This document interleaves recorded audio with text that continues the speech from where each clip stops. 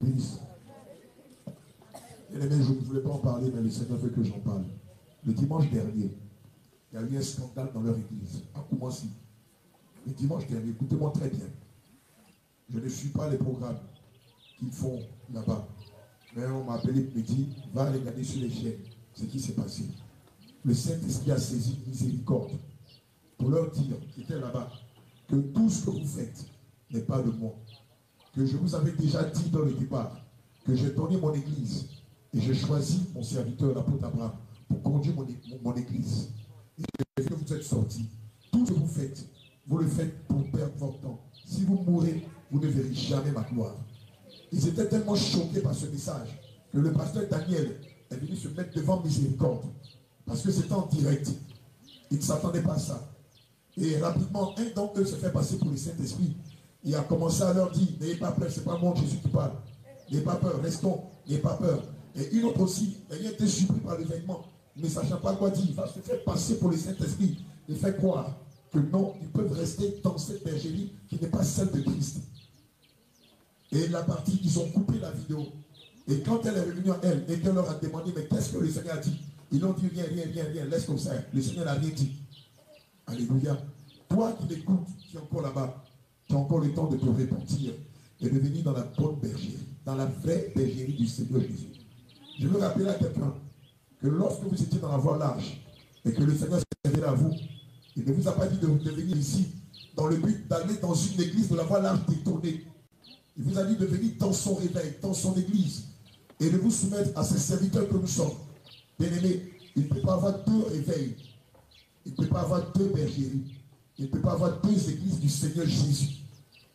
Au temps de Moïse, il n'y a pas eu deux expéditions qui ont fait sortir Israël de l'Égypte. Au temps de l'autre, il n'y a pas eu deux arches. Au temps de Noé, il n'y a pas eu deux arches. Je veux dire à quelqu'un que si tu avais l'intention de sortir, ou si tu es sorti, j'ai encore le temps de te repentir et de revenir à Christ. C'est ce qu'ils sont en train de faire là-bas. Ils le savent. Ils savent que Jésus n'est pas là-dedans. Ils savent, ils sont conscients. Mais c'est des jusqu'au bouddhisme. Et ce qu'ils font, ils savent que la fin, c'est leur chute. Ils sont comme Satan, qui lorsqu'il était chassé du ciel, a décidé de faire sortir un tiers des anges avec lui. Ne te laisse pas. Ne laisse pas le diable t'égarer. Que le Seigneur te bénisse. Je vous salue dans le nom de Jésus. Avant de commencer, je vais prier. Éternel des armées, mon âme te bénit, mon âme te dit merci pour l'occasion que tu me donnes ce soir encore de parler encore à ton peuple, Seigneur, pour ce qui se passe actuellement sur ma vie, sur ma personne. Seigneur, je te prie de prendre le contrôle sur toutes choses, de disposer, tu mets les paroles dans ma bouche au nom de Jésus. Que la vérité soit de ma bouche au nom de Jésus. J'ai prié. Amen. Bien-aimé, ce soir, je ne vais pas aller loin. Je ne vais pas dire grand-chose, mais je vais parler de ce qui se passe actuellement. Depuis avant-hier, mon nom est cité. À Jésus revient. Moi-même, mon église aussi. Mon nom est cité dans la bouche de son serviteur, apôtre Abraham. Le jour de la vie. Je n'étais pas là, je n'ai pas pu partir. Manque de moyens. Donc, je suis restée à la maison. Donc, ce jour-là, à ma grande surprise, je vois une vidéo qui parle de moi pour dire, moi j'ai donné une prophétie. Une prophétie. Avant-hier, dimanche dernier, a commencé. Vraiment, quand j'ai entendu ça, ça m'a étonnée. Parce que dimanche dernier, je n'étais pas à commencer. J'étais à Jésus revient. Eux-mêmes m'ont appelé de venir. J'étais là-bas. J'ai fait culte avec eux. Quand j'ai fait culte avec eux, je suis venue à la maison. Je n'ai même plus contacté même. Je ne suis pas allée quelque part, je suis restée à la maison. Vendredi est arrivé, il y avait une veillée. Mais comme manque de moyens, j'ai dit non, je vais rester peut-être dimanche. Mais vendredi, j'ai vu la veillée. Au cours de la veillée, l'homme de Dieu a dit quelque chose qui me concernant, qui détruit moi-même ma personne, pour dire que moi, j'ai donné une prophétie. Que la prophétie dit que lui, c'est lui qui conduit le réveil. Il est le seul qui doit conduire le peuple de Dieu. Que les papas, à un moment, ne sont pas de Dieu. C'est ce que la prophétie dit. Que tous ceux qui sont de l'autre côté n'ont qu'à venir. Que c'est moi j'ai prophétisé. Vraiment, ça m'a étonné.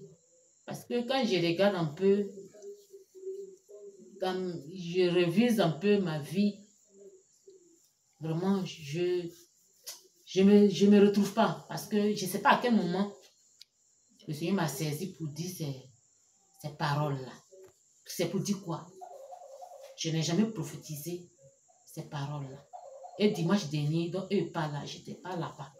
Je n'étais pas avec la sainteté du ciel. Je n'étais pas à Koumassi. J'étais à Jésus réveil. À quel moment, moi, je me suis retrouvée à Koumassi pour prophétiser?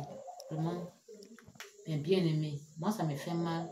Parce qu'aujourd'hui, je suis devenue, parce qu'ils ont mis scandale. Je suis devenue scandale au milieu du peuple de Dieu aujourd'hui. Moi, une pauvre fille que je suis, je lutte pour avancer, je lutte pour chercher ma vie. Je n'ai personne pour m'aider. C'est le Seigneur, je regarde. J'ai besoin de comme mais regarde aujourd'hui le bagage qu'on met sur ma tête. Moi, je ne peux pas prendre ce bagage parce que ce n'est pas pour moi. Je ne sais pas ce qui se passe au juste. Qu'aujourd'hui on dit j'ai prophétisé pour utiliser ça pour contre les autres hommes de Dieu. Moi, je ne me reconnais pas. Parce que je n'ai jamais prophétisé ça. Je n'ai jamais prophétisé même que quoi que ce soit. Je ne me reconnais pas. Soyez bénis. Au nom de Jésus. Shalom. Un véritable oint ne peut jamais combattre un autre oint. A true anointed one can never attack another one who's also anointed.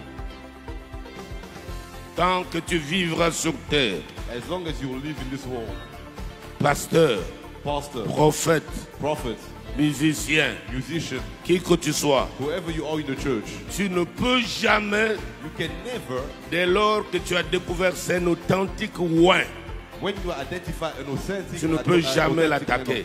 You should never attack him. Si tu vois celui qui prétend être un oint s'en prendre à un autre oint, il y a des questions à se poser sur sa prétendue onction. If you see an anointed one attacking another anointed person, ask yourself questions about his anointing. Peut-être que c'est un Saül. Maybe he's... Parce que les onctions de Saül The anointing of Saul ne se retiennent jamais, ne reculent jamais. Have no self-control. Ils peuvent briser les interdits à tout moment. Yeah, they can go over whatever is prohibited at any time. Mais David a eu 8 occasions pour tuer Saül, il n'a pas fait. Remember, David could have killed Saul 8 times, but he never ever killed him. Le fait seulement qu'il a coupé les morceaux de son habit. He just cut off a piece of his robe. La Bible dit son cœur. The Bible says David's heart n'était pas tranquille. Was not at peace. Combien de prétendus oints? How many so-called anointed ones? Non seulement ils coupent les morceaux, not only do they cut off mais ils prennent une flèche but they also take an arrow pour poignarder leurs frères. In order to kill their brothers. Ce sont des Saül. They are souls. They are like Saul. Tu ne peux pas t'attaquer à un serviteur et rester calme en toi. Attack another servant of God and be at peace afterwards. Je douterais que tu sois appelé de Dieu.